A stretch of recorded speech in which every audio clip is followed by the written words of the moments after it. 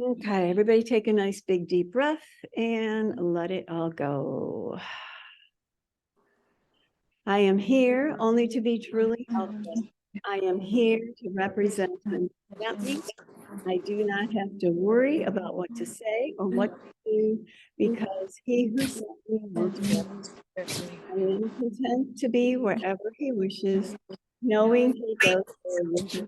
I will be healed as I let him teach me to heal. Amen. All right, we gotta mute everybody and we'll get started. Okay, so last week we kind of did a review of the first 5 workbook lessons, and workbook lesson 51 was that review. So we'll review a little bit of the review that we did last week, and then we'll go on to number 5. Which, these workbook lessons are pretty bizarre. Nothing in this room means anything. I don't know anything. What am I thinking about here? It's a little hard for the intellectual mind to wrap around. And Jesus, of course, is very well aware that that's our experience, as it would and should be. But he's also trying to help us open up our minds to the possibility of a different way of looking, a different way of seeing and experiencing. So workbook lesson number 1 in the book says, nothing I see means anything. And, again, how do I wrap my head around that concept when everything I look at in the world, I think means something and has value, and I know how to interpret it, and I know how to, control it, whatever it may be. And yet he's saying, and, I think I told you this last week, I can't remember, but I did the workbook lessons probably 8 years in a row. And then I took off a couple of years, and then I went back to do them again. And I can remember so specifically thinking, what made me keep doing this? Because this is crazy stuff. And this is after many years of practicing the course, because again, this is just not our normal way of thinking or being. So he goes on to workbook number 2. I have given what I see all the meaning it has for me. And basically what that means is, once we chose, I got to move this a little closer. I don't think my arm's quite that long. Okay, so once we chose to separate and we aligned with the ego, everything we experienced was different than our experience of being in oneness. Not one thing here and there, literally, absolutely everything. So when he says, I have given what I see all the meaning it has for me, we have literally superimposed on our mind a story that is not the story of the truth of who you are. In this world of everything I think I know is in my world.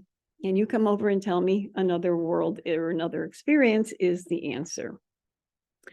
But again, he's trying to crack open the cosmic egg of our solidity of the belief system that we've held firmly to for literally eons of time.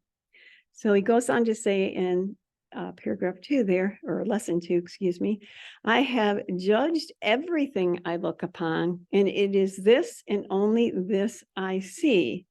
This is not vision. It is merely an illusion of reality, because my judgments have been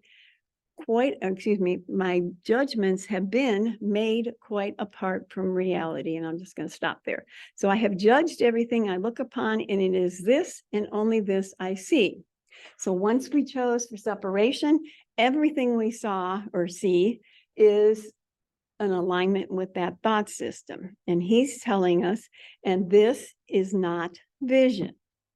This is a projection of the guilt, sin, and fear. Vision lives over here. And as long as we're, have our flashlight in the attic on this, that's what we're going to see, and that's what we're going to experience. It is merely an illusion of reality, because my judgments have been made quite apart from reality. And understand that this concept of judgment isn't Mary Ann's judgment. This is the Son of God when he chose for separation that is being affected through the experience of our living and breathing and experiencing the story of our lives. So one of the things that I think in recent times I've really honed in with the understanding of, so often we take on everything personally. I did something wrong. I made a mistake. I've chosen against love. I think somebody's trying to find us. Maybe she's coming. Thank you, Miriam. Just to let her know she's okay. Poor girl has to go to bed. So it's as though we jumped into the world that this was a story that was already established.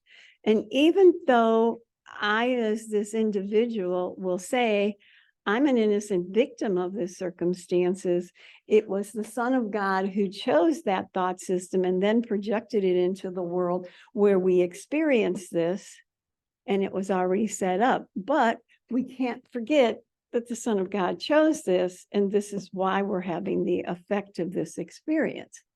Even though it's not because you're a bad person, it's because the Son of God simply made a mistake that isn't working well any longer. Yes. It seemed to me that somebody that everybody told me what it was.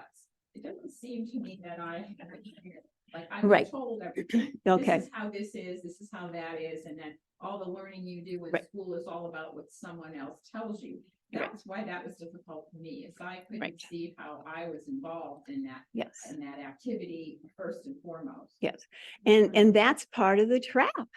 You see, it's like, understand that every time, we left heaven, there was a line here that says, I'll never remember that I left heaven.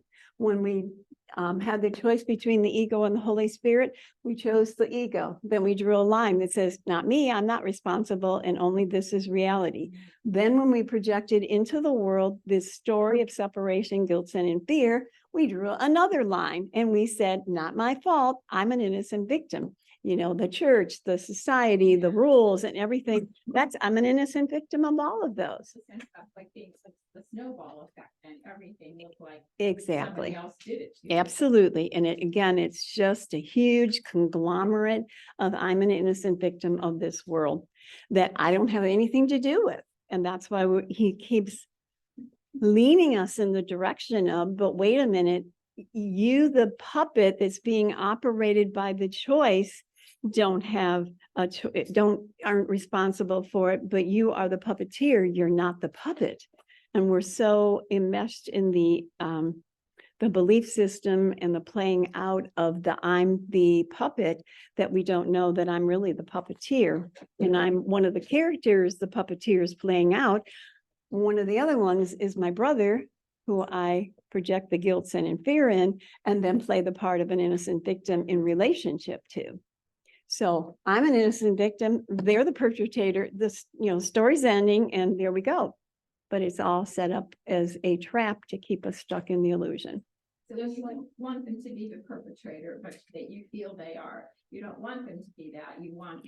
Oh, but that's not correct. According to the Course, we want a perpetrator because I can't be an innocent victim without a perpetrator. Right, but when you skip next to your experience and you don't want that. Oh, okay. Yes, correct. It's still in play. So are you the decision maker now? Are you giving it? You're saying I don't want to be this. Right. Okay. Well, at that point, you would be up here. Okay. And there's only one dot here. Let me scoot back a little bit. There's one dot. Okay. It's either here, observing down here, or there's the Marianne, or the Andrea, which we've been playing in for most of our lives. And now we're starting to look at this. And at that point, the whole storyline changes. Well, I noticed that I'm not talking about the story that I have in my head as much as I'm willing that it not be there. I'm willing to change, willing to ask for help. Right. So I used to talk about it a lot before I went to the decision maker, I guess, because I didn't know what I was doing really. Right. I was just talking about what was going on in my mind and thought it was real. And that's exactly what all of us have done, because this was, before this was all that was available. How could I, talk about anything else than the experience that I'm having, and justifiably. And of course, that's the most amazing aspect of this storyline, is it's set up to stay right here. I don't have a mind. I can't make another choice. I'm an effect of this world, including my birth, and throw up your hands, and that's all there is. And I do the best I can within the context of my world and my experience. And also it's changing when other people are telling me their stories. Mhm. I'm Exactly. more, detached and not, Yep. like jump down their throat or asking them these questions about the whole thing they did. Right, exactly. Kind of receding slowly away. Yeah, because you're either here or you're here. As you're up here more and more, the story of this becomes less and less solid. Because you want to know. You want to know. What the Holy Spirit That- has in store. You want to know how, if God is God, how could this be different? This stupid thing going on. Yeah. And again, you're either in the duality or you're stepping up and you're asking to see it differently. Yeah. And just the observation, be aware, even if you don't ask for help yet, the observation of the insanity of this is showing you you're here instead of here, because you couldn't observe if you weren't above the battleground observing. And that's the beginning of the stepping of connection with that. Where before, again, we were literally brain dead. I had no recourse. Done. So it's huge. Yep. Yes, that if you were in the right mind, what would you see? You would see exactly what you see with your physical eyes, but you would know none of it's real. There's a little place, and I'm not sure, I think it's in the teacher's manual, where it said, if you went to a hospital room to visit a person that was dying of cancer, and I'm not sure, I'm not saying this exactly as the quote is, you would look at the nurse and the person dying as the same thing, because you would know it's all part of the play. It wouldn't come in, it wouldn't affect you. It'd be simply, when you go to the movies and your favorite character gets killed, well, you may react to the experience, but your favorite character didn't die. He's going to be in the next movie. So that's because he did die in the movie, and it does take your breath away for a minute. absolutely, because we're so addicted to the story of separation. We like that story. Yes. So if I was in the right mind and I looked at a chair, what would I see? You'd see a chair. A chair. But if you banged into the chair and you no longer were identified with your body, your toe wouldn't hurt. Is that right? That's technically what it says. Your body doesn't feel well. But the thing is, you can't try that. It's when you're there, will be the experience. Versus when I'm here, it's gonna hurt. And so literally, as you observe that it still hurts, in my experience anyways, as you progress further along, then you get upset because I just hurt and I know I'm not there. But slowly, it's like stuff doesn't come in on you so solidly as it used to. And again, with Jesus dying on the cross, all those things were taking place. All of the things that the story told were taking place, but it didn't affect him, because he knew his body was not who he was. And be very aware, the whole storyline of the ego is coming from the body in my relationship to what's going on in the body. So therefore, if you know that you are not the body, you were there. You got it, boo. Yeah. Body, nobody. Yeah. And just think of those words, nobody. Well, I don't want to be a nobody, not a nobody or a nobody. And that's a big part of the challenge. But at the same time, keep remembering, literally every time you're here and you ask to see it differently, or you're observing this and you're not quite as solidly attached to it, you're literally erasing your attachment to the body. So it's not like you go, okay, I'm not well. And there's many workbook lessons that say, I'm not a body, I am free, I am as God created me. And I can sit and say that forever.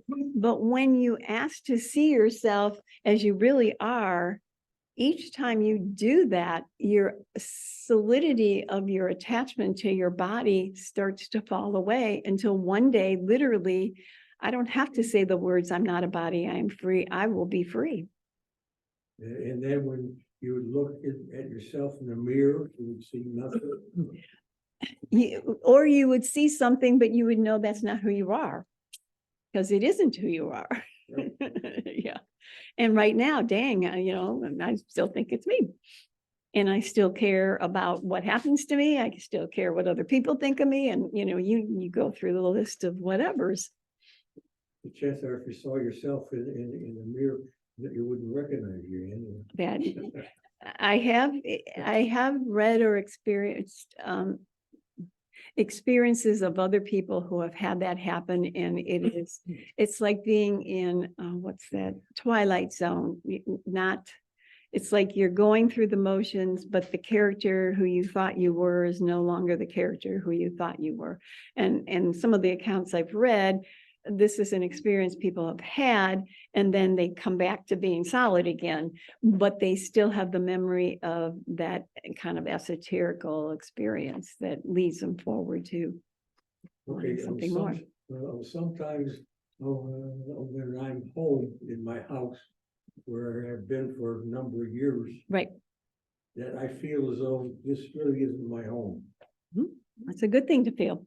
So is that probably a step towards that? Absolutely. And I think all of us will have, little whispers, little experiences like that, where it's, there's a knowing that this is not as solid as I thought it was. Yeah. Yeah. And each of you will have different specific experiences, but you'll know this is a whisper that's telling me this is not what I thought it was. Yeah. But this is a very rather slow, gradual process, because, even it talks about the idea of when you ask for help, the help is immediately given to you. But if you're too afraid of it, it won't be reflected into your world, because that will bring more fear. But later on, maybe 2 years later, all of a sudden your fear level is down, and all of a sudden it's like, whoa, look at that, where did that come from? I didn't even ask for help. And it comes because you're at a place where you can accept that without terror. Yeah, you don't, and we think, I want this, I want this, I want this, but I want this about this much, and that's more than we did before, but we're not quite ready for the shift in what this really represents. But as we very slowly keep asking, keep chopping away at that iceberg, one day it's just who you are, and it's not a big threat. And this is not about terrorizing you and threatening you into that place. And a lot of people I've heard of that, like maybe did like Kundalini yoga, or I've heard people that did Reiki or different things like that, where the energy was too powerful for them to handle. And so it kind of blew them out, kind of thing, where this is just a very slow chopping away, every day in your process of practicing. So this is not about fireworks. This is about a very gradual process of the letting go of what you think you are and aligning more with who you are. Go ahead, Andrew. I had an experience this week. I've been working with a big problem in my house. I have to do with my basement. And so it seems like all the gutters are shot, and that there's all the wet walls. And so I was, really like, freaking out, like, okay, Jesus, what are we doing now? Just really trying to center myself on what to do. And I was very gradually led to, like, I would wake up at 4 a.m. and go, oh my God, what am I going to do? And the little voice would say, you're going to go back to sleep because nobody's awake. They probably won't want you to call. It was very gentle. It was this very kind of like conversational, but no conversation. Nobody was. Yes. Yeah. And then I had 2 really interesting miracles around the situation. I don't know what's going to happen, if I'm going to be able to handle the cost of it or whatever. Right. But I just have been, and I just keep hearing this, you might as well calm down, because, nobody's going to come if you're a crazy lady and you're yelling at them. So I just calm down. And then I just keep, affirming and trying to, Jesus, I'm here, help me to see this differently. And so this happened. So the first person I called was the insurance company. And I felt they were starting to give me the runaround, but I kept that in the back burner. And the young woman who, usually there's a guy who talks to me, but this young woman was on the phone, and she sounded just like my niece. Mm. Her tone of voice was very sweet, and she's a young, in her 20s probably. She's very sweet. Well, let's get it. We're going to do this. We're going to do that. And I felt like I was being given this interesting way to connect with the bullshit or whatever, get out of it. And then so she was talking to me very sweetly, and she really couldn't, she gave me the name of a guy then who would come like they do cleanups of fire and water. And so got him on the phone, and he was also very like matter of fact, really like on the job. Well, if I can't get there tomorrow, I'll call you with this. So he's very on the job, focused. And he had kind of a cute accent, like a little Italian guy from the West Side, the way he was talking. And so then he came to the house. What lesson are we on, Marianne? 51 in the review. Okay, thank you. Sorry. Go ahead, Andrea. His name was Daniel, and that's my son's name. Right. So right away, there's all this stuff around Right. energy of, you will, ready. And so it's just interesting how I think that the Holy Spirit speaks to each of us in the way that we are begging to be spoken to. Absolutely. How can I comfort this woman is what I'm asking Jesus, where's the comfort? And the final straw was that the gutter guy called him. So that's 3 different people, 4 different people actually. But the gutter guy, he didn't answer my phone call right away. And so then he called me back. And then he started to tell me how he does his phone. He doesn't take all the voicemail. And it's exactly the way I do things. And people criticize me. Well, why do you have voicemail? Exactly the way I do it. He says, yeah, I can't handle all that. I have to do this. And I go, oh my God, yeah, you're right. I do too. And so then, and he talked to me about gutters. I mean, this is, not really that personal, but he talked to me about gutters like for 45 minutes on the phone, telling me all about what could go wrong and how he knew about this and he knew about that and he knew about the next thing. And I said, you know what? I'd have married that guy on the spot. I was like this amazing support system of, I guess, my asking for the whole thing, like, what in the hell am I going to do? And then just, going, but because there wasn't anything else to do but ask. Right. Right. And especially when you don't know really what's going on, and then they explain it to you very sweetly and carefully, and all those little commas about, and then the insurance young woman called me back. How's it going? Great. So there was my niece at the end of it. Yep.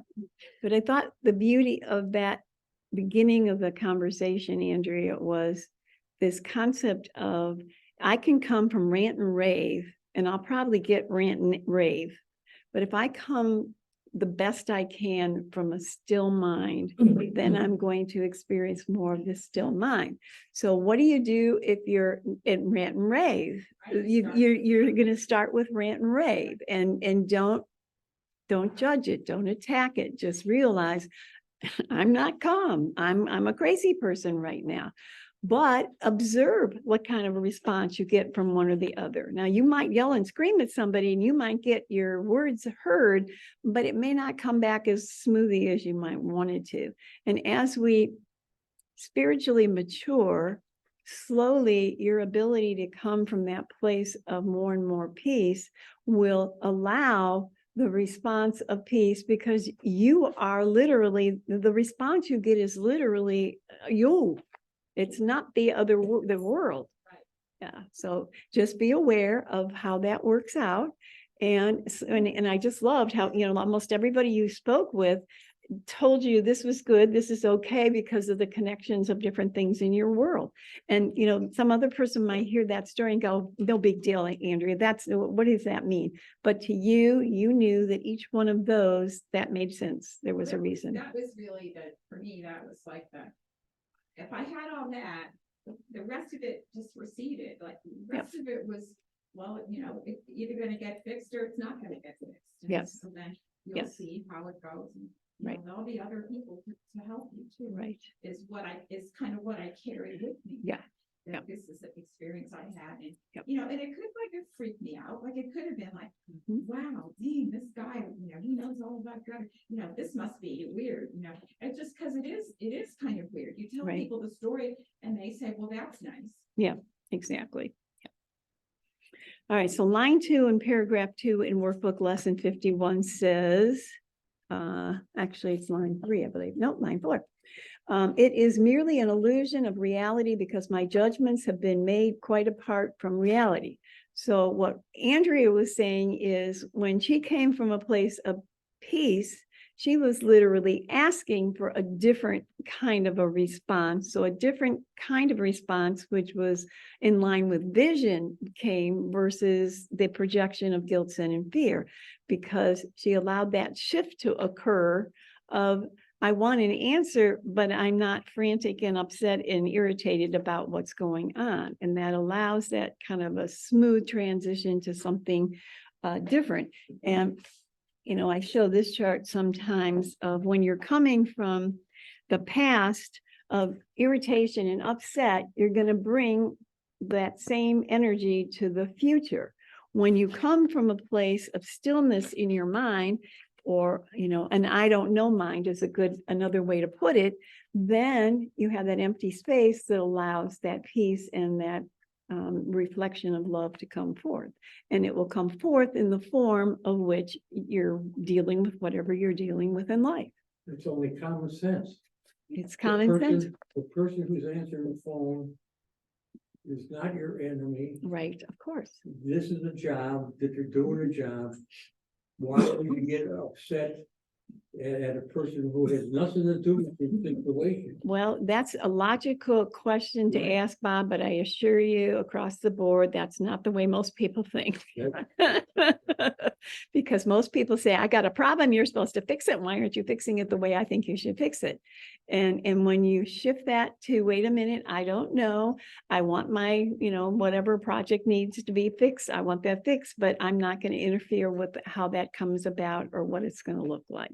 And then you allow that space of something different than the energy of attack and kill, which is basically a dualistic reaction to aligning with the ego. But again, why would you tell the guy who does that work how to do his job? That's a really good question, He Bob. knows better than Absolutely. what you And do. right. And why would anybody kick a tire that's flat? And watch how many people would kick a tire that's flat and then call AAA and have a sore foot. You know, it's, again, it's not logical. And if we're looking for logic, this is just not a logical experience, but it is a reactive kill or be killed response that oftentimes is no different than the knee-jerk experience of a doctor hitting you on the knee. Somebody attacks me, whether they are actually physically or mentally attacking me, if I perceive it as attack, which is almost all the time because I'm coming from attack, you know, attack and kill and whatever, kill or be killed, I automatically respond to an attack with an attack. And this is about becoming aware of what that represents, why it was put into place, and then questioning, is that where I want to continue to live from? And then opening up to another possibility to have that be shown to you. That there was an article in the today's paper about this woman in her, I forget, she's quite old. Somebody broke into her house, beat her up and done all kinds of stuff. And she fixed them breakfast. Yeah, absolutely. I remember a story of I don't know if I'm going to call him a monk. I'm not sure if it was a monk, and somebody came and robbed the monk, and the monk caught the person and he said, oh, take whatever you want. And then apparently later on, the robber got put in jail, and then they called the monk and they said, you know, that we heard somebody robbed you and took all your stuff. And he said, oh, no, they didn't take my stuff. I told them they could have it. And he eventually went to the prison. And when the guy got out of prison, he came to this monk to learn what the monk was all about, because it was a new way, a different way of Isn't living. that neat? It's miraculous Yeah. and beautiful, absolutely. And then I have to question, can I do that? Am I willing to be taught how to do that, where I can come from that place of absolute love, no matter, which ball comes from which direction and knocks me in the head? And starting with becoming aware of how I do attack so frequently. And again, this isn't necessarily a physical attack. This is that moment, getting cut off in the road, that one, one of these. Be aware, that's how quickly that programming, and again, we're a robot that's been programmed to respond from kill or be killed. So to undo that, that's a natural flow of this belief system. To break that habit, to delete that, to reprogram, requires a bit of effort on our part, in the respect of, wait, that's not where I want to go anymore. Show me another way. But I have to want that more than the programming that's been established within me that's operating all by itself. Yeah. But it starts by becoming aware of the value of even wanting to go in that direction. Because, someone done me wrong, and, I want 1,000 people behind me that said, you're right, go get them and, do this and do that. I don't want to hear I'm supposed to love them. Really? You must be kidding. I got better plans going on here. Yeah. All right. So paragraph 3, I do not understand anything I see. Well, if we could wake up in the morning with our eyes bright and cheery and start with that awareness and follow through for the rest of the day from that place, this course would go a little bit faster probably. And that's not how we do. We wake up in the morning, we listen to our thoughts and we go, oh my gosh, who's in there again today? And then we go from there on to the rest of the day. And even if right now you simply practice from the place of being aware of how quickly you want to attack somebody, you're justified to hate them, you don't like the way they're dressed, you don't like the way their body, like whatever it is, or the great balls on the floor, or whatever it is, how quickly those little tiny little irritations, just take your peace away over and over and over and over and over. And don't judge it, don't attack it, just simply become aware. Oh my gosh, there it is again, there it is again, there it is again. And, like in meditation, sometimes they'll talk about, just visualize the train of activities that go by. It's a train going by. You don't have to stop it. You don't have to change it. You don't have to do anything. One, what is it called? Car, one car, next car. Well, those are those thoughts that pop up, or those feelings that pop up, and they take your peace away. Just simply, okay, there it is, there it is, there it is, like a snapshot almost. But don't take it personally. And when you talk about don't judge it or attack it, it's pulling us back from the stuckness of the belief that this is reality. And if I can observe it, even, step back one step, it's huge. And then, and I use the example of if I had a hot air balloon in the front yard here, and I start filling it up with air, it's just kind of flat there for a long time. And I keep putting air in it. I keep putting air in it. I keep putting air in. And slowly it starts bubbling up just a little bit, but it's still sitting there kind of a blob. And as you keep filling it and filling it, eventually it's a nice round ball, but it's still got those strings that are attached to the ground. And eventually you cut the strings and it floats away. Well, all the process, I was going to call it work, but we're not going to call it work. All the process of this becoming aware is filling that balloon with a little bit more air of awareness of what truth is. And then one day, you're here and you're literally observing everything here, but you're no longer attached to it. You see it, but you're not part of it. Like they talked about Jesus being in the world, but not of the world. And also, if somebody is furious like this, and they approach you, Yep. and you are very calm, they Absolutely. become very calm. Yeah, or they attack you. But if they're at a place where they can, oftentimes the calmness actually causes more irritation, because they, again, these are two opposing teams. And if I'm in crazy land, peace isn't my friend. That's why they crucified Jesus. He represented calmness and peace. They didn't understand that. They didn't know what to do with it. He should be over here responding like I respond. But if, this is the normal experience is you do this, I do this, you do this, I do this. And when one of you stops, that creates a new dynamic. If somebody wants to turn the heat up one job, I see people looking cold. So if anybody wants to, feel free to just jump up and change it. So this is literally creating a totally new dimension on planet Earth. And Jesus did this. He's asking us, keep asking me to come and tuck you in and feed you, warm milk before you go to bed, but don't stay there. I want you to stand up and walk with me, because you can be here in your life, and Helene can be over here in her life. Harvey can be over here in his life. And each of you can be the expression that I came here to show you that you can be and do. But not as Marianne, as the empty vessel of which that love can flow automatically. Which means Marianne has to get her stuff out of the way. And Marianne still likes her stuff, so she clings to it a lot most of the But time. even if she doesn't like her stuff, she still doesn't get it out of the way. Right. Yeah. Whether I hate it or love it, it doesn't make any difference. It's still got my stuff. And as he's saying, nothing I see means anything. I have given what I see all the meaning it has for me, and I do not understand anything. Well, I mean, how much, it's the one in the back. Thank you. And, again, he's constantly repeating these concepts over and over and over and over, because he knows I'll read this and go, that's nice, and I'll see you later. And, next year when you read it, you go, I don't think I ever read this before. And you read it before.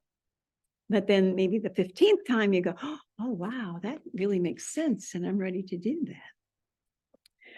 All right, so I do not understand anything I see. How can I understand what I see when I have judged amiss? So in other words, when I choose to separate, I'm in the world of separateness, and everything I see and everything I experience is in the world of separateness. So how could I possibly understand this when I'm living over here? And what Jesus is saying here is you can't, because these are two different worlds. Which one do you want to live in?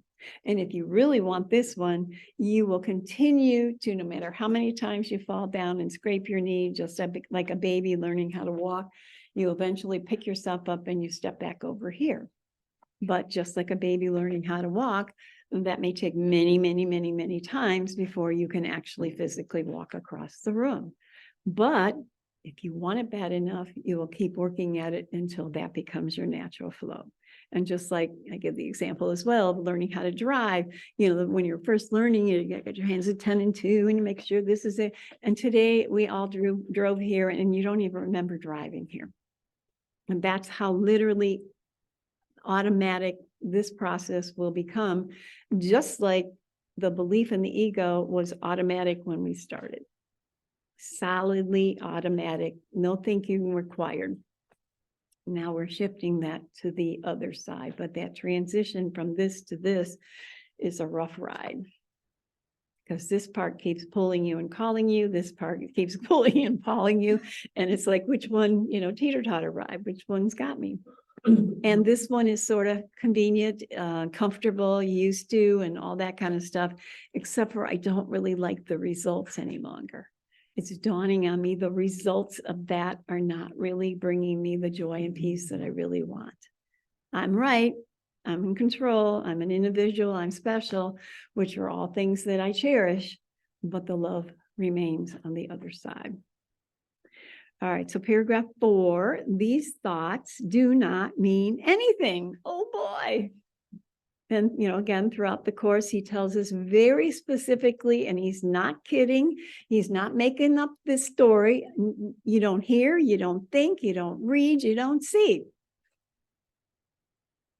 But boy, I sure feel like all those are true. And I'm justified and I can prove it to you and I can point the pictures on the paper and whatever it is I do. But that's still not who I am. And the question is, if that's the experience I'm having, do I want to be willing to see what his experience is in opposition to what mine is? And when we become weary enough of the experiences that the ego provides, those are the moments when we become the most willing. And then we plop back there and then we come back over here and you know, whether we like it or not, so frequently the most painful, dramatic, very uncomfortable moments of our lives are the ones that we're much more willing to ask to see. You know, I always say you might open up this book and read it on Saturday or, whatever, maybe, but when the shit hits the fan, you're digging in that book looking for something to hold on to. And then you rest for a while and then you're back to but those are really the things that the catalysts that really kind of kick your butt to really be challenged to dig deeper. All right, so these thoughts do not mean anything. The thoughts of which I am aware do not mean anything because I'm trying to think without God. I mean, right there, thinking without God, thinking with God, thinking without God, thinking with God. Which do I want? But God only thinks of love. Yeah, and how many times do I? There it is, Bob. That's it, Bob. Well, I think when you realize the effects of not thinking with God are not working out too well for me, then eventually you'll think maybe that other way is a little bit better. But again, it's an individual experience for each one of us. We, play in our own little playpen, don't we? And when we go home, I don't go live with Helene. Harvey does, but I don't. Yes, Ida. Yeah, I used to say that the love world was born, talk about heaven and they're just playing harps and nothing's going on.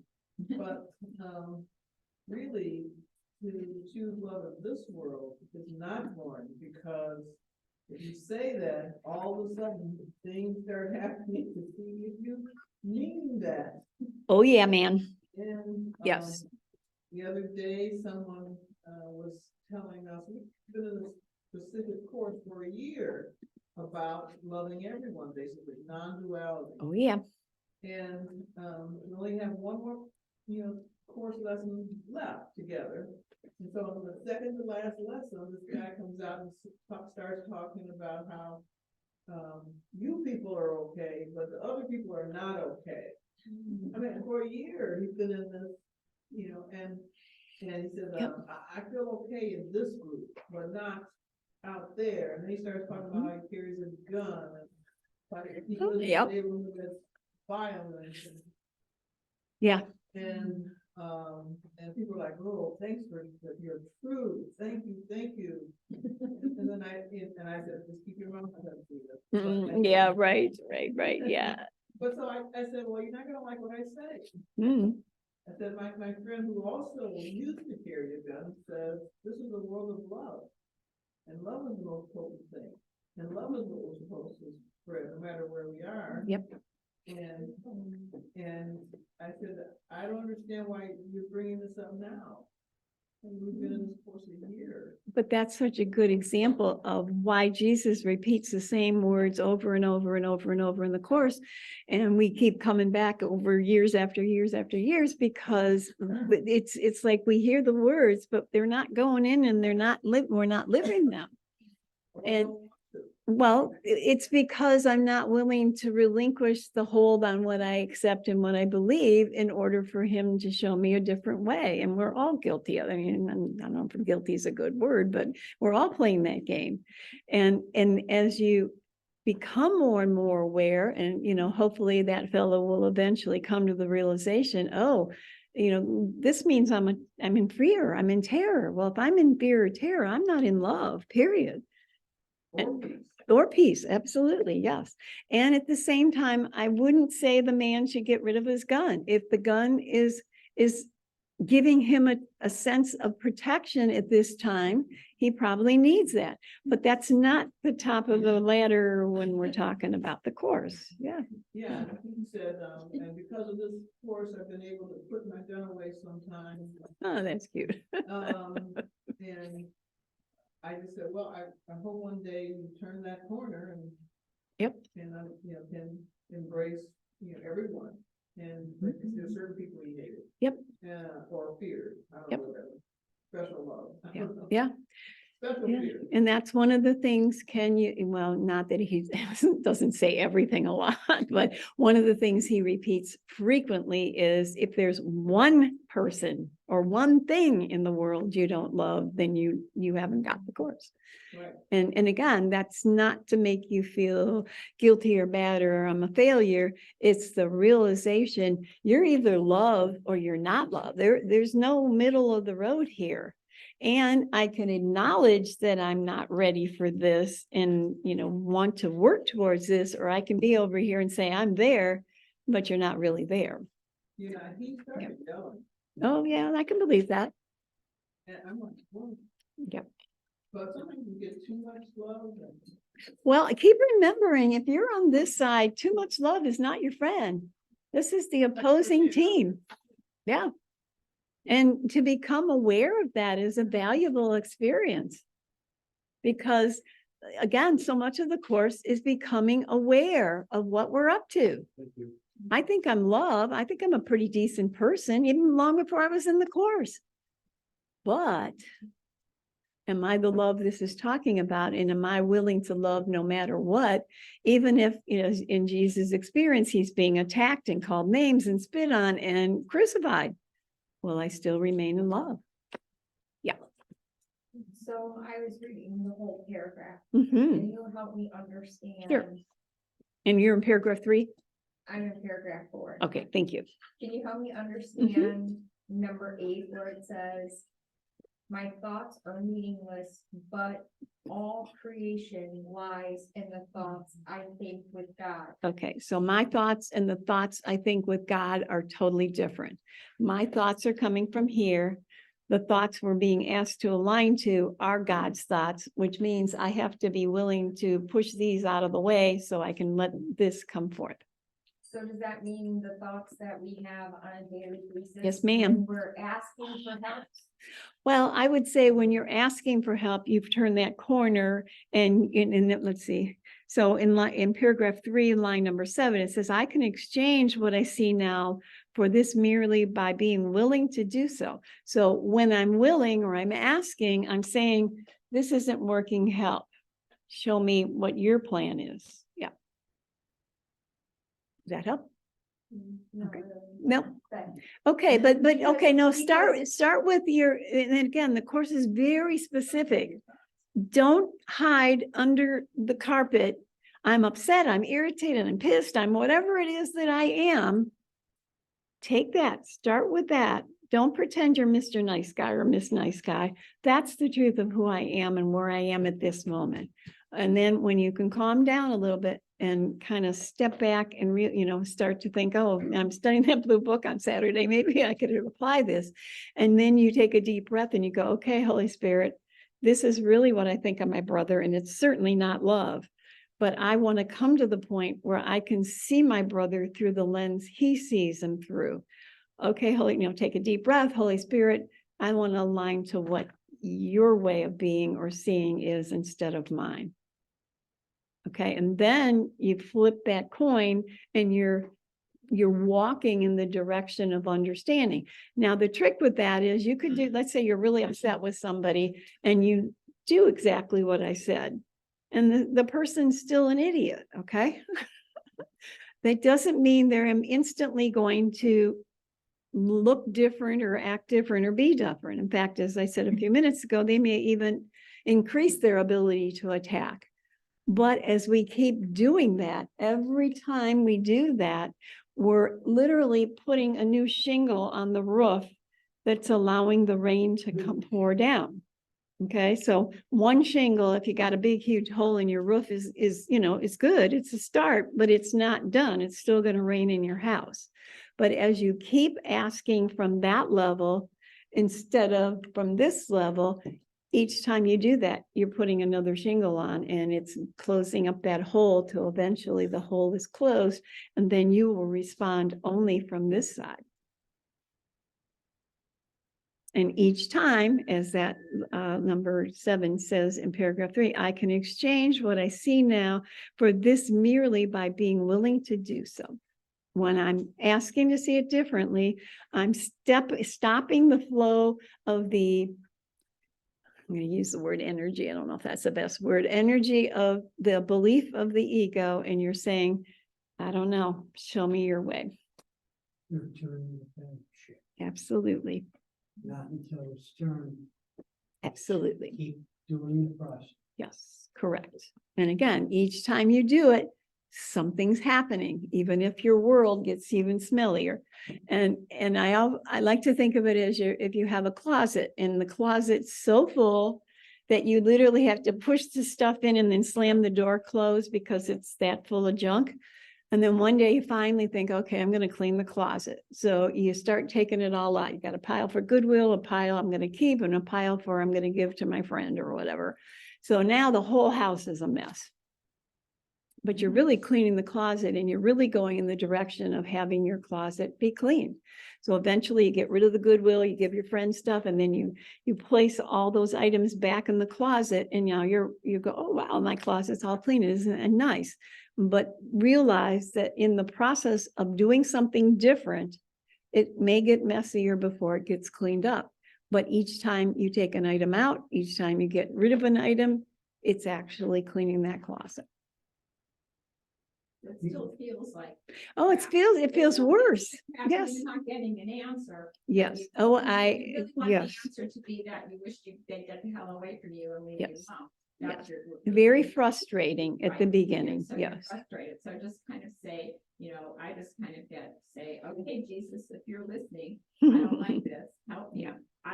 Whoever you are, Jesus, I don't know who you are, what you're doing. I don't know who God is. We don't know that. We No. really don't know that at all. Absolutely. So we're asking this power that we're supposed to be enmeshed in, and we haven't touched base at all, except to be pissed off at our neighbor. And so then we have to say, I don't like this, how this is. I don't like how this feels. This is horrible. Yeah. And I just remember when my neighbor was doing things with her dog, how I ran in the house. I couldn't stand it. Yeah. Here I am, old lady, and I got to get away from her. Yeah. Yep. And I was in the house and I was laughing at myself, but that's what you do. You get nuts. You get like, Yes. what the hell's with her, and you just, so it's, and and you don't know it until it hits you in the face. And Right. you're going along, you're fine, you have your gun, you put your gun away now and then all of a sudden I'm gonna get my gun and get back. That's just, it's just how, that's our gun, right? It isn't that we're gonna really physically kill somebody, Yes. but then how that doesn't even work, according to a book I read, that you could kill the thing that bothers you. And you still won't be Absolutely. satisfied. You don't get any satisfaction out of No. killing that body. and 'Cause yet that's there's not- got- yeah. you're dissatisfied with that, Mhm. with that Yep. result. Right, because you're not solving the problem. And again, it's raining in your kitchen, you mop the floor because it's going to make you trip on if you don't clean it. But if you don't put the new shingles on the roof, you're never going to solve the real problem at the level that it is. And literally, we've been doing it down here, but we're not really healing anything. Although at times it appears I've made a change in the world for the better, but you haven't healed what the real cause is. All right, I think we'll take a break and we're Okay.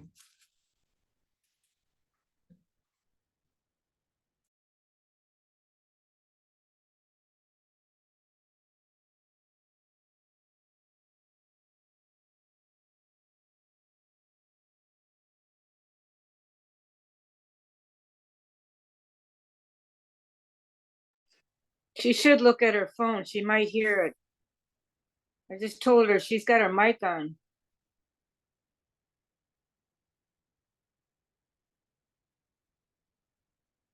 Look at your phone. Oh, come on. Oh, boy. Okay, there she's looking. That we want. There you go. Let's see. All right, we are going to get started again. And we're still on paragraph 4, workbook lesson 51. So line 4 says, my real thoughts are the thoughts I think with God. And you could think about that, and my real thoughts are the thoughts I think with God, which come from the belief in this in oneness, versus the thoughts I think on my own, which are the opposite, which are dualistic thoughts. So duality, oneness. Okay, that's the difference. And if you notice the two characters over here, I will see my brother as the same as me instead of different from me when I'm aligned with this. Okay, where normally everything's a kill or be killed, an attack of some form, or an I'm a better than you and you're worse than me and that kind of a deal. When you're leaning over here, you're saying, I don't want to see my brother attacked any longer. I want to see us both from a place of love.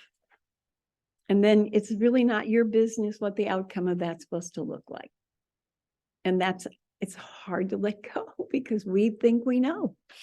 I mean, there isn't anyone in this room that isn't having an argument with somebody that you don't absolutely believe you're justified to act and say and do and feel and think, or it doesn't have to be acted out. You believe you're right. I don't care if it's an ant or a person. It doesn't make any difference what it is, what situation it is. You feel justified. And this is saying, no. We don't like the answer, no. But if the effects of the choices we're making are not bringing us peace, Jesus is basically saying, you know what, your way isn't working out too well. Maybe you could try mine. I invite you to try mine. He's not with a whip telling you have to. He's saying, maybe this would work better than the experience you're having. Let's give it a try when you're ready. He's not a hard taskmaster. Okay, so again, my real thoughts are the thoughts I think with God.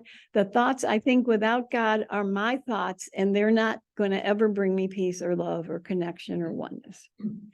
I'm not aware of them because I have made my thoughts to take their place. Okay, listen to those words, and kind of in relationship to what Andrea said before. I don't think that this is what I made choices of that are happening in my world. It's society, my parents, the church, whatever. They're the ones that are telling me that this is right. I'm an innocent victim of what I'm being told. And this is saying that's your experience, but that's not correct. You're having the experiences here because of the thought system that's operating the puppet that's playing it out. When you stop and let this kind of go to the side and allow this to come forward, the experience will be totally opposite from the experience that's happening here. But you can't sit here and go, prove that to me. You have to step from here to here, and then it will be proved through you. And we're not real good at that.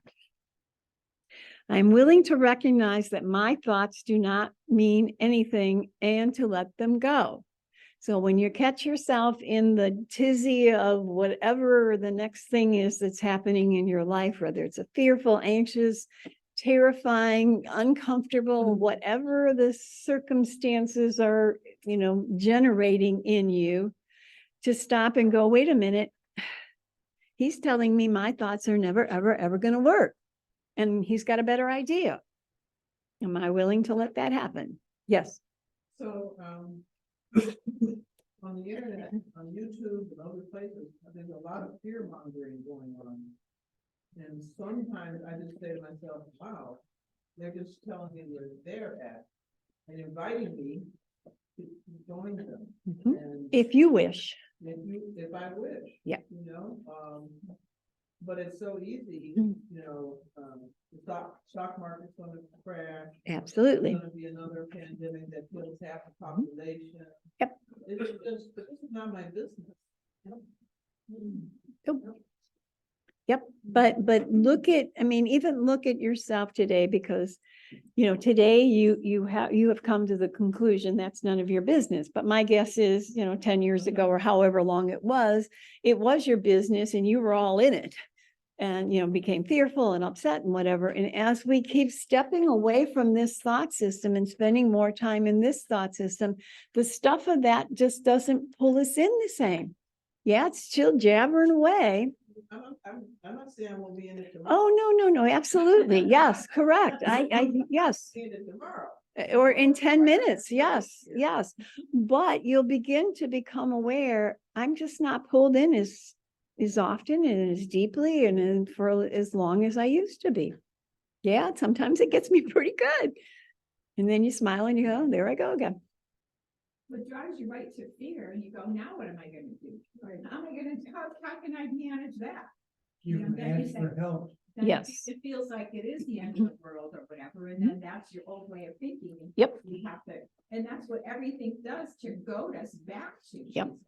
Yep. Is it gives us a pinch and says, I don't like that. And you know, you have to go back to that little Yep. formula or ask, you know, to say, I don't like how this is.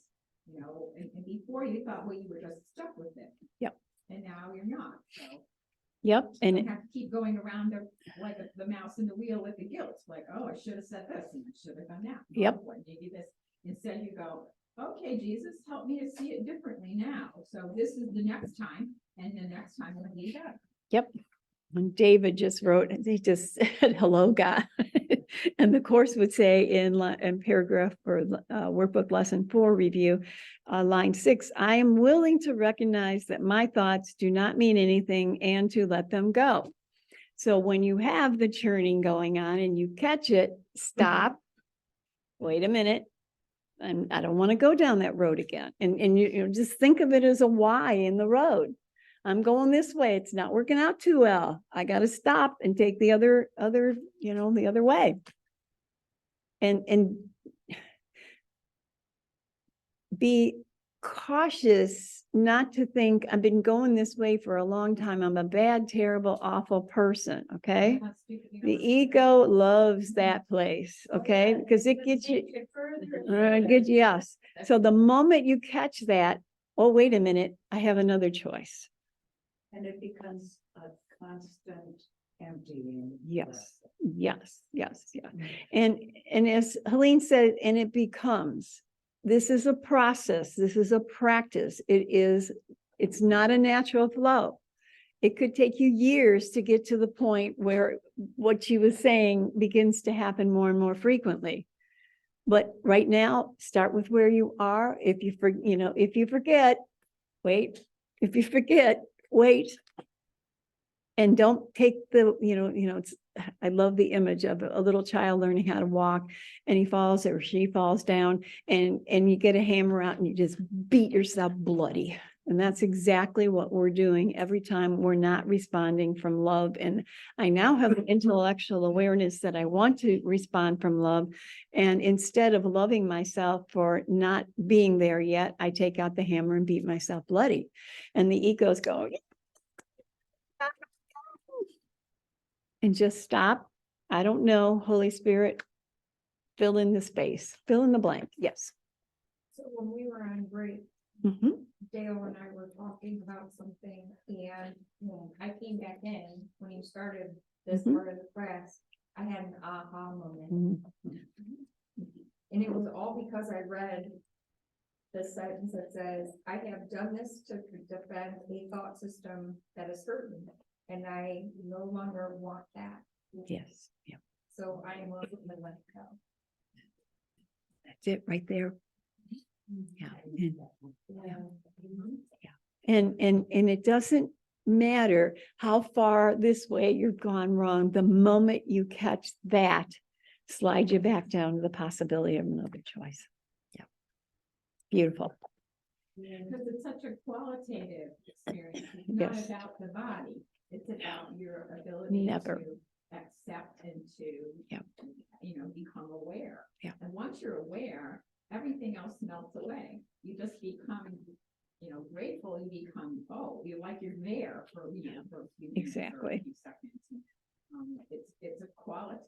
that's what I experienced with the people I spoke to about my basement was it had a qualitative air to it. It wasn't, and I'm gonna do this, this, this, and this for you. It's gonna, there wasn't that. It was all about this kind of, where's God?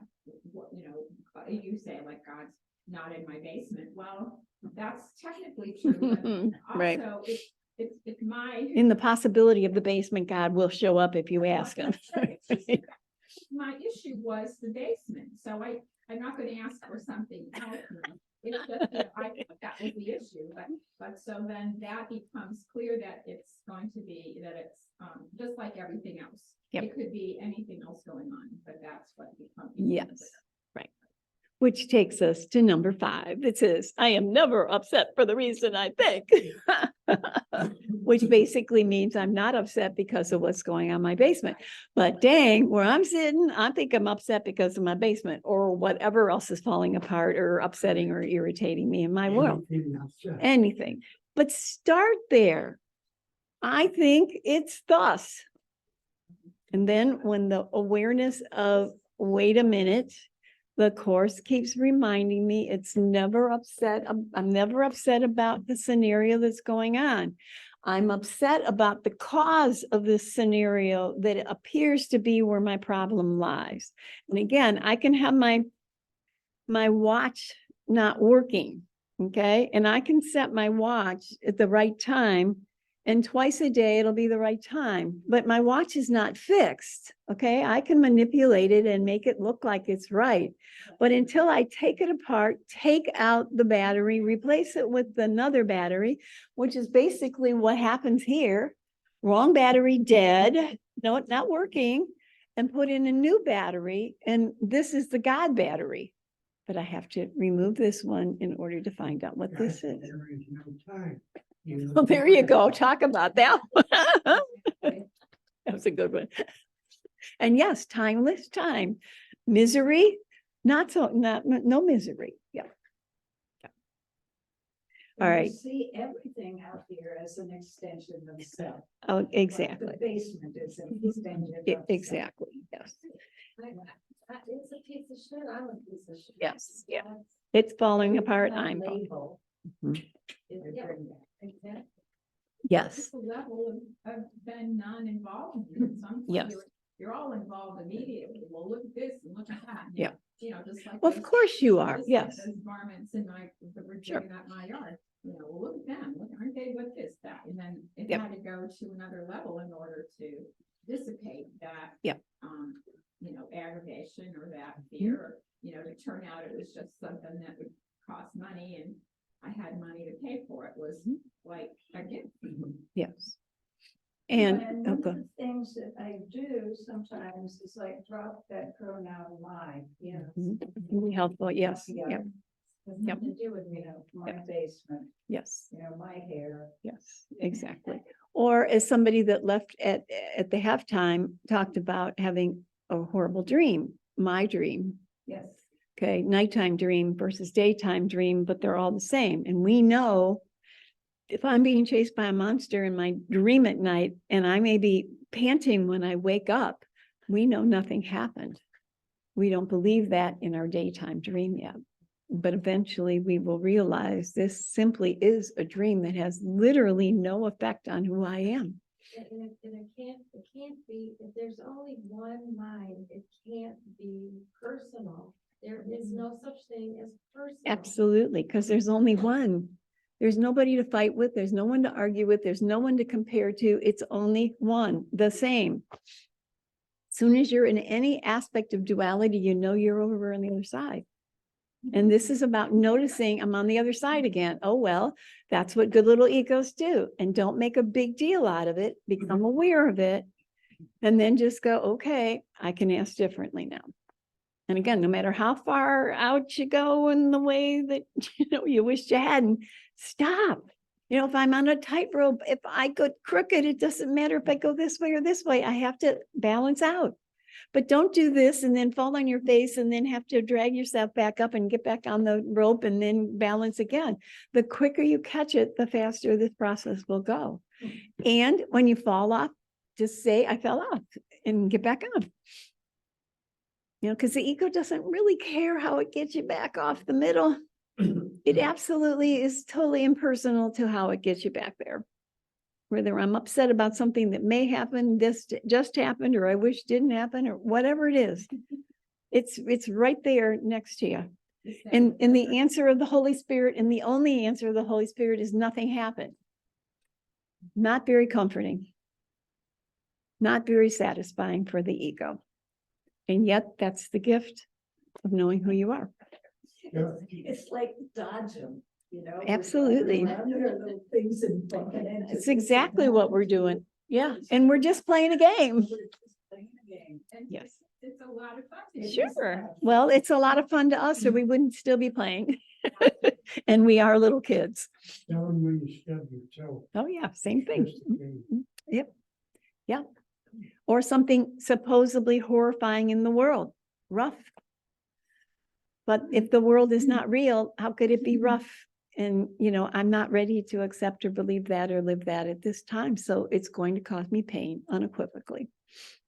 And again, that's not personal either. It's just those, it's just the friggin' setup. All right.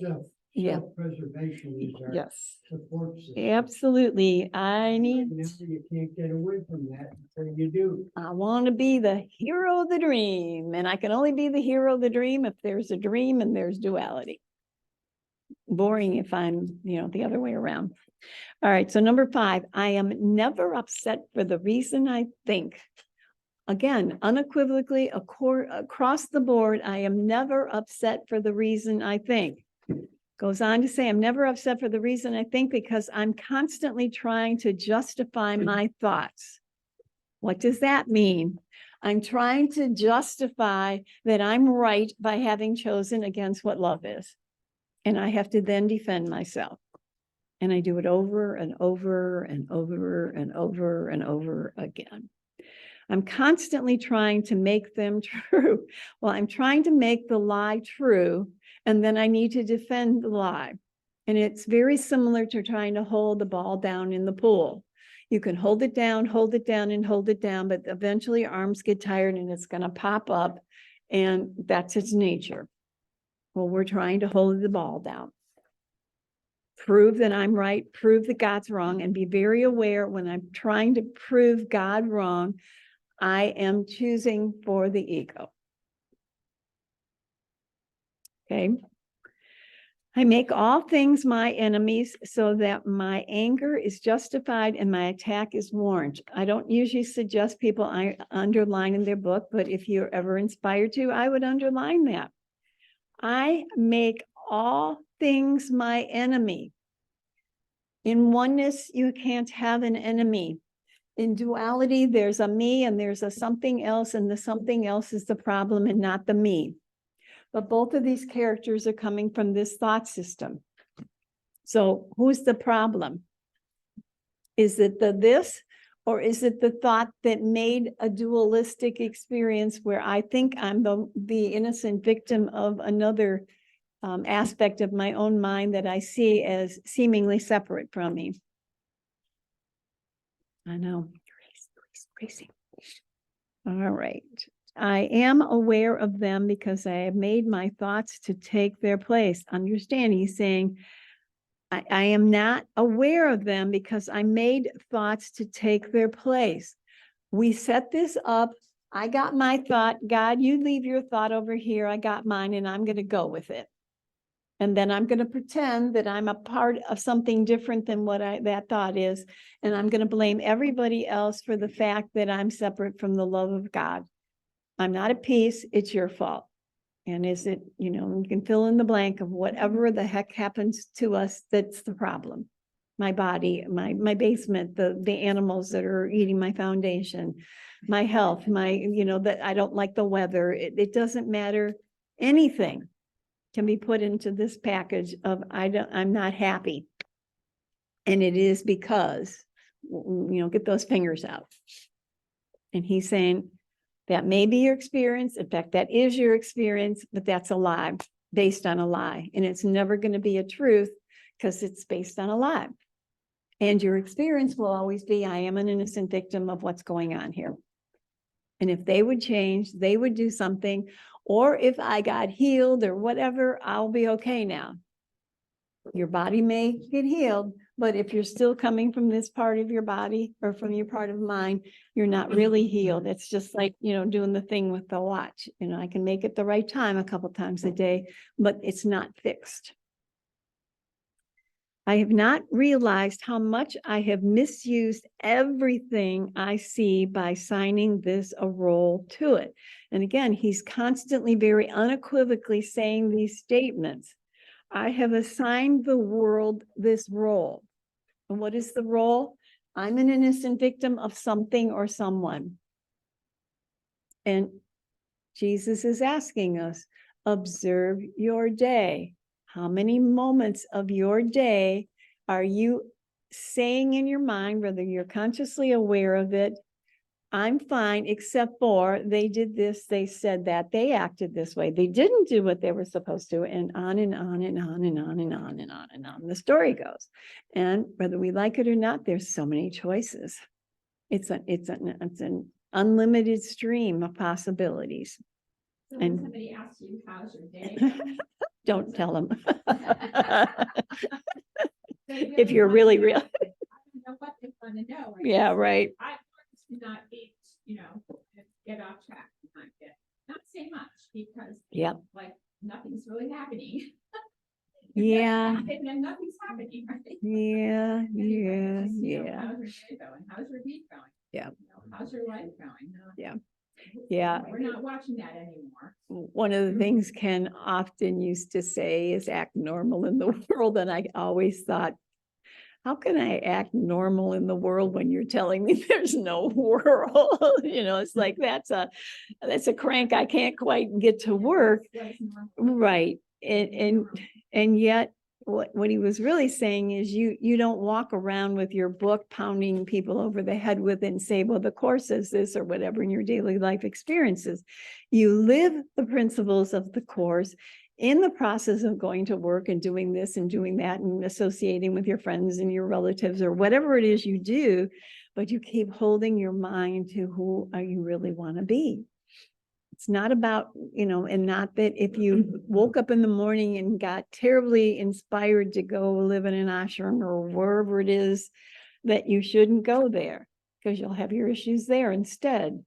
But if wherever you are, you have the opportunity to work on this process of what do I want? What do I want? Which is exactly the opposite of any kind of religion that we've had before, where you go to church on Sunday, you go to temple on Yep. Saturday, you do this and that. And then jump you up, run them over stand up, on the sit way. down, And then you want to run people over on your way out of the parking lot. You Yes. set up with it, because there's no answer there, there's no.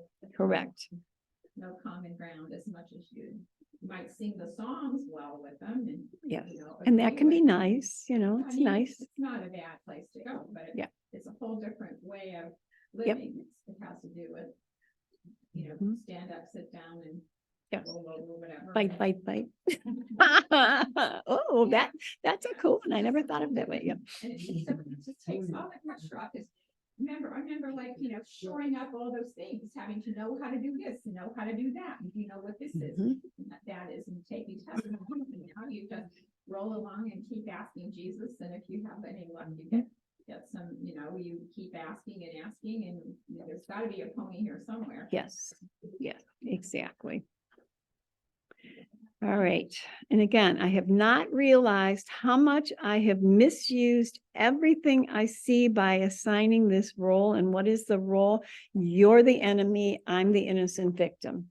So again, if you do nothing else than observe how many moments of your day you feel like you're an innocent victim of something or someone, and you will see pretty much all day long, my chair's not comfortable, I'm too warm, I'm too cold, this isn't hot enough. Whatever it is, these subtle little ways where you're miserable literally all the time that we take for granted until there's a 9/11 and we go, oh, this is really bad.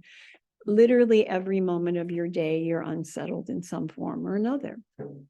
And I know that has a tendency to make you feel a little bit depressed, but it's not intended to. It's intended to help you become aware of how much we've settled for a world that is, number one, not our home, and number two, not bringing us a, connection and love, if that's really what I want.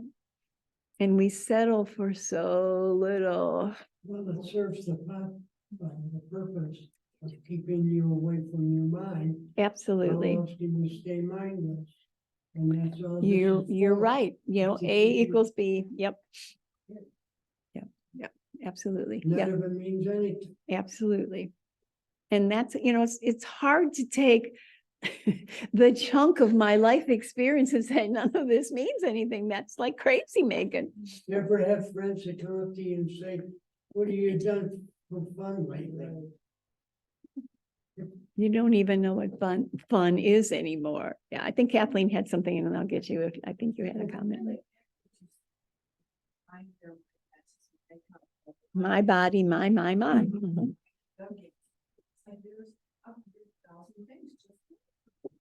Absolutely.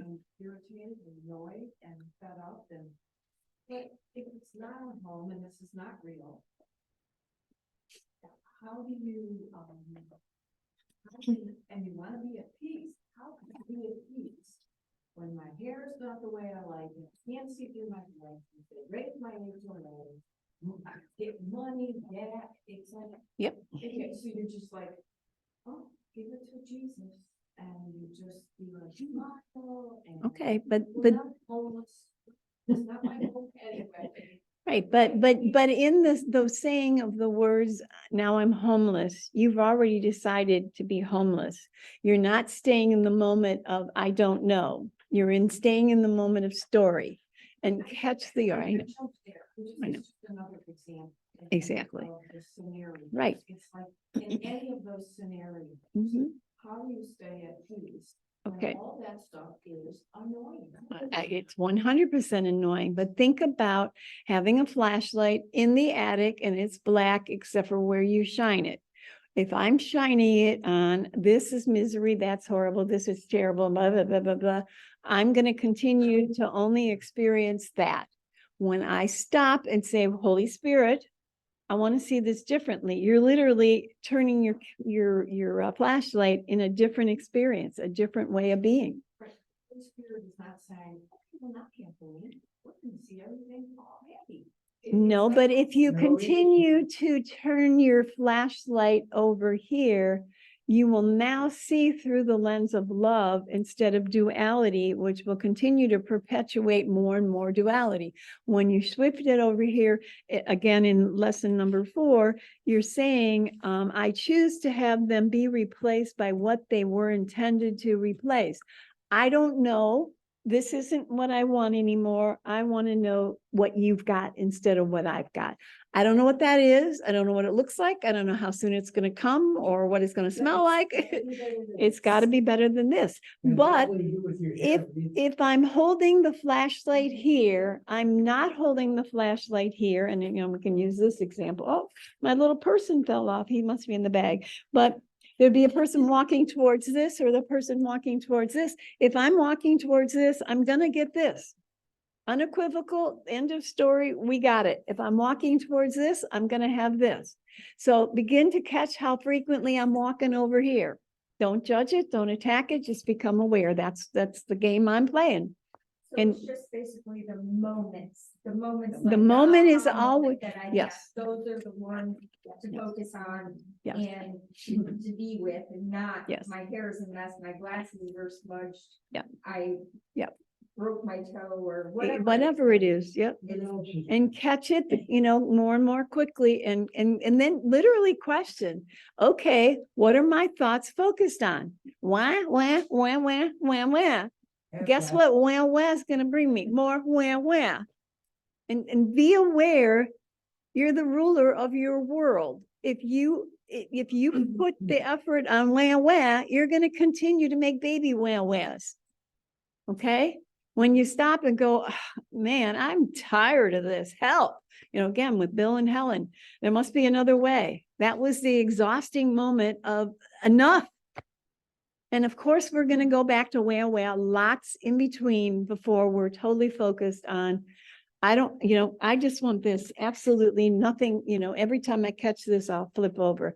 But right now it's going to be more like the teeter-totter ride because this is still so addictive. Well, if somebody thinks it's there someplace, somebody thinks that book says it's there, I'm willing to stand in the middle of Times Square and say, where the hell is it, Jesus? I need Indeed. it now. I need it right now, and I'm gonna sit there until I get an answer. Yep. And that's happened to me more than once. And Yep. That's you decided, I can't handle this shit anymore. Yep. and I need an answer now, and I'm gonna wait until hell freezes over, which is exactly probably what it does. Yes, And then I exactly. get an answer. An Yep. answer is just, like at 4:30 in the morning. Oh my God, what are you gonna do? My house is gonna fall down. You might as well go to sleep because nobody's up to listen to that at 4:30 in the morning. And I went to sleep. It was like somebody came in the room and said, now hush, dear, we'll be okay. We'll talk about it in the morning. And that's what I need. I need that kind of, I'm here and I'm ready. Yeah. And where are you? And okay. I can't go for this, Sure. then you make a list of all the things that went wrong, make a list of that, make a list of this. I made a list of all the things in my house that I could take if I had to move. All the lists of things that I have to get rid of, it's just what your mind does. Yes. And you can ask your mind, you can make it, talk to Jesus. Yep. About what's my mind? I don't like what my mind's doing. Right. And stamp your foot and there you Yep. go. And don't be surprised that the mind continues to want to go over here. It is the automatic response to the ego because we have made it the automatic response to the ego. But the moment you catch it and you flip over here, pat yourself on the back because that was a miracle and a miraculous experience because my boat's been going this way and it's going real strong. And the fact that I turn it and go the other way is truly a miracle. Yeah, the ego is so attractive Oh, that you need somebody to snap you over or slap to the me. Holy Spirit. Something has got to push you. You can't make the choice yourself. Yep, and it's often catalysts of pain that will take us to the point where we go, I can't do this on my own. Yeah. Yep. All right, I think we will close now. So everybody take a nice big deep breath and we will let it all go. Forgive us our illusions, Father, and help us to accept our true relationship with you in which there are no illusions and where none can ever enter. Our holiness is yours. What can there be in us that needs forgiveness when yours is perfect? The sleep of forgetfulness is only the unwillingness to remember your forgiveness and your love. Let us not wander into temptation, for the temptation of the Son of God is not your will. And let us receive only what you have given and accept this into the minds that you've created and which you love. Amen. And I think there's a statement. Never mind. Okay, guys, see you later. Nice to Bye, have you. Mary Ann. Bye. Good to see you, Jay.